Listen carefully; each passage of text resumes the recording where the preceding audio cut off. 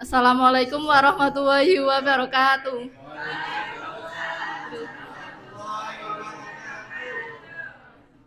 Alhamdulillah pada pagi hari ini kita bisa berkumpul di sini dalam keadaan sehat walafiat. Sebelumnya tak lupa salawat serta salam kita aturkan kepada junjungan kita Nabi Agung Muhammad SAW. Semoga kita mendapatkan syafaatnya nanti di Yaumul Qiyamah. Amin. Di sini saya akan menyampaikan kajian Islami yang berjudul Membangun Kultur Akhlakul Karimah di Kalangan Generasi Milenial. Pertama adalah pengertian akhlak. Akhlak adalah sifat atau karakter yang tertanam dalam jiwa yang mempengaruhi perilaku, tingkah laku dan tabiat seseorang secara alami dan spontan, yang mencerminkan nilai moral dan agama. Akhlak terbagi menjadi dua, yaitu akhlak terpuji dan akhlak tercela, serta merupakan manifestasi keimanan seseorang.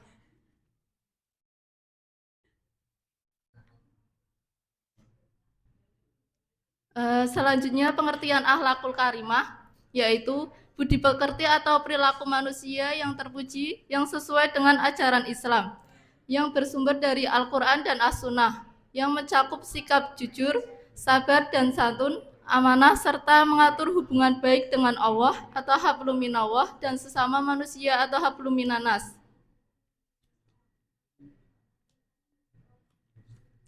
Selanjutnya jenis akhlakul karimah. Yang pertama, husnudzon hablum minallah wa hablum minanas, hubungan baik kepada Allah dan hubungan baik kepada sesama manusia. Hablum minallah ini harus seimbang dengan hablum minanas agar amal ibadah tidak sia-sia. Misalnya dengan tidak menzalimi orang meskipun rajin sholat. Yang kedua yaitu qanaah, yaitu menerima segala pemberian Allah Subhanahu wa taala. Yang ketiga ikhlas, yaitu melaksanakan sesuatu perbuatan yang baik hanya karena Allah. Yang keempat sabar, yaitu menerima pemberian dari Allah baik berupa nikmat maupun berupa cobaan. Yang kelima istiqomah, yaitu teguh pendirian terhadap keyakinannya. Selanjutnya tasamuh, yaitu memiliki sifat tenggang rasa, lapang dada dan memiliki sifat toleransi. Yang ketujuh ikhtiar, yaitu berusaha atau kerja keras untuk mencapai tujuan. Yang kedelapan berdoa, yaitu memohon kepada Allah Subhanahu wa taala.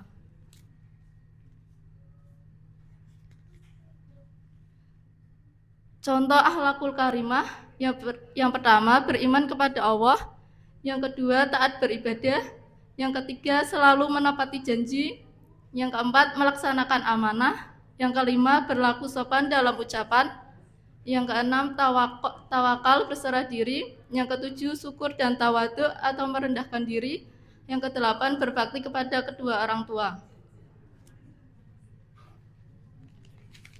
Selanjutnya akhlak Rasulullah yang mulia patut jadi teladan umat Islam.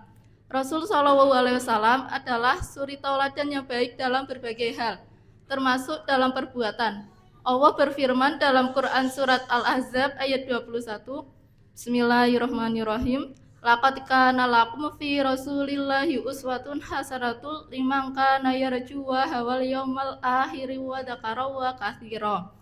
Artinya, sungguh telah ada pada diri Rasulullah itu suri teladan yang baik bagimu, yaitu bagi orang yang mengharap rahmat Allah dan kedatangan di hari kiamat dan yang banyak mengingat Allah. Dari Quran surat Al-Ahzab ayat 21. Selanjutnya, berikut adalah akhlak Rasulullah yang patut diteladani umat Islam. Yang pertama, ikhlas. Rasulullah SAW terkenal dengan keikhlasannya, terutama dalam hal beribadah. Ada 3 hal yang harus dilakukan untuk bisa berbuat ikhlas. Yang pertama, buanglah sifat tamak. Yang kedua, jauhi sanjungan dan pujian. Yang ketiga, lakukan dengan teguh. Setelah ketiga hal tersebut dilakukan, maka keikhlasan akan muncul. Sebagai umat Islam, sudah sepatutnya mencontoh keikhlasan yang dilakukan oleh Rasulullah. Yang kedua, yakin dan tawakal. Yakin dan tawakal adalah akhlak Rasulullah yang patut dicontoh setiap umat Islam dalam menjalankan segala urusan, baik urusan agama maupun urusan dunia. Bahkan Allah telah memerintahkan umat manusia untuk bertawakal kepadanya. Yang keempat, jujur. Nabi Muhammad memiliki sifat sidik atau jujur. Kejujuran beliau sudah diasah sejak kecil saat ikut berdagang bersama pamannya yaitu Abu Thalib. Yang keempat, amanah. Beliau dikenal sebagai sosok yang jujur dan amanah atau terpercaya, baik sebelum diutus menjadi rasul maupun setelahnya. Hal itulah yang menjadikan masyarakat Arab memilih beliau untuk menjaga barang titipan mereka. Yang terakhir yaitu murah senyum dan selalu ceria. Selanjutnya, generasi milenial dan tantangan menjaga akhlak di dunia modern. Kehidupan yang serba digital ini membawa kemudahan, tetapi juga tantangan besar, yaitu terutama dalam hal menjaga moral dan nilai-nilai Islam. Akhlak yang mulia menjadi fondasi penting dalam membentuk karakter seorang muslim sejati.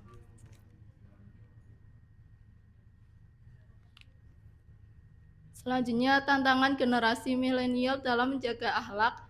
Yang pertama yaitu pengaruh media sosial. Media sosial ini menjadi bagian tak terpisahkan dari kehidupan milenial. Di satu sisi, platform ini dapat digunakan untuk menyebar kebaikan, namun juga di sisi lain bisa menjadi konten negatif yang bisa merusak akhlak. Hal ini tercantum dalam Quran Surat Al-Isra ayat 36, yang artinya sesungguhnya pendengaran, penglihatan, dan hati semua itu akan dimintai pertanggungjawabannya.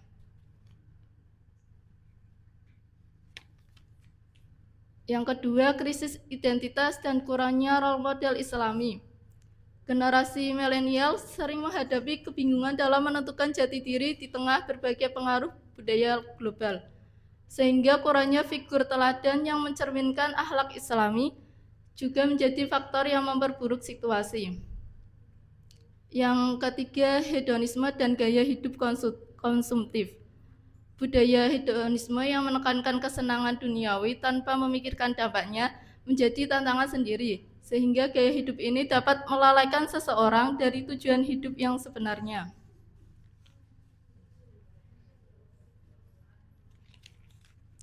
Selanjutnya, akhlak bermedia sosial. Yang pertama ada tabayun, yaitu verifikasi informasi. Sebelum menyebarkan informasi, berita atau foto, pastikan kebenarannya agar tidak menyebarkan hoak atau fitnah. Yang kedua, berkata baik atau diam, yaitu menjaga lisan di dunia digital, yaitu menggunakan bahasa yang santun, tidak kasar, dan menghindari sarkasme yang menyakitkan hati orang lain. Kemudian menghindari hibah, fitnah, dan perundungan. Tidak menggunakan media sosial untuk membicarakan keburukan orang lain, yaitu menyebarkan aib atau melakukan perundungan digital. Yang keempat, menghormati privasi orang lain, yaitu menjaga kerahasiaan data pribadi diri sendiri dan orang lain, yaitu tidak menyebarkan foto, video, atau percakapan pribadi tanpa izin.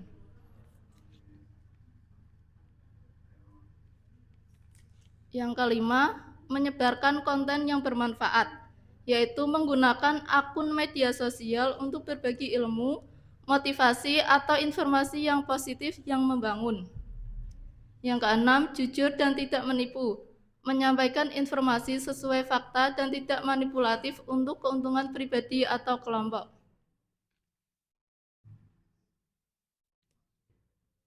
Nah, itu saja yang bisa saya sampaikan. Apabila ada salah kata, saya mohon maaf. Selanjutnya kita membaca basmalah.